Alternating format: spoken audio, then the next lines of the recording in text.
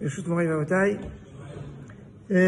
revenir sur les interruptions et ce qui ne fait pas interruption. On avait dit que dans la Gemara Sota, page 38b, même une muraille de fer ne peut pas nous séparer d'Hachem.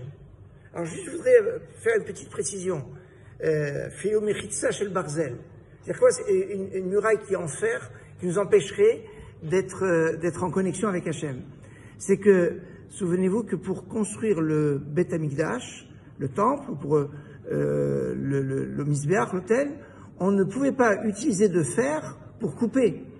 On était obligé d'utiliser le chamir. Vous ne pouvez pas utiliser le fer. Pourquoi? Parce que le fer, eh bien, ça sert à faire la guerre, ça diminue la vie de l'homme, et donc ça ne doit pas être présent dans la construction du Mishkan, du Beth Amikdash. Et donc c'est ça. Même le fer qui, seulement par son contact avec une pierre, peut poser un problème dans notre contact avec Hachem, eh ben ça ne nous empêche pas d'avoir un contact avec Hachem. Par contre, si le fer ne nous empêche pas de nous connecter à Hachem, si nos fêtes, ou avodah zara, quelque chose qui est sale, quelque chose qui est de l'idolâtrie, ça peut constituer un obstacle pour se connecter.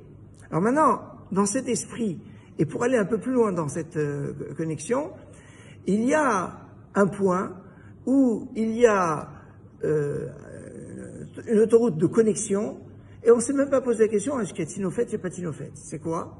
On dit que quand les Kohanim font la Birkat Kohanim, ils bénissent. Alors déjà, il faut préciser une chose, ils ne bénissent pas les personnes qui sont sous le talit de qui que ce soit. C'est pas ça, la bracha, c'est Hachem qui envoie par le canal des Kohanim. C'est déjà la première chose. On est sous le talit pour, on va dire, pour se protéger, pour ne pas regarder les mains des Kohanim, c'est tout. Mais il n'y a pas de bracha parce qu'on est sous un talit. On est en fait sans talit, sans rien du tout. La seule chose, ne pas regarder les mains des Kohanim, qui de toutes les façons recouvrent leurs mains avec un talit. Donc c'est double sécurité.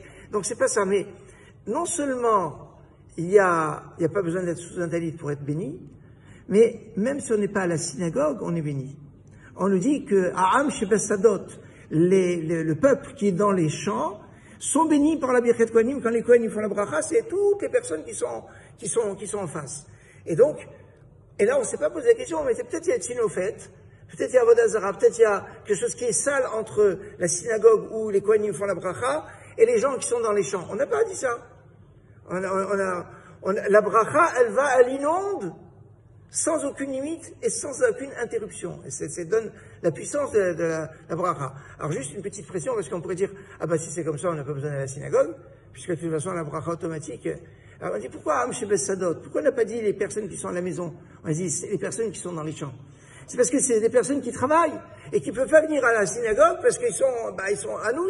Mais celui qui est à la maison et qui peut venir, il doit venir. Et il va être béni, mais il vaut mieux qu'il vienne à la synagogue, parce que c'est là où on va participer activement à la bracha qui sera donnée. Excellente soirée.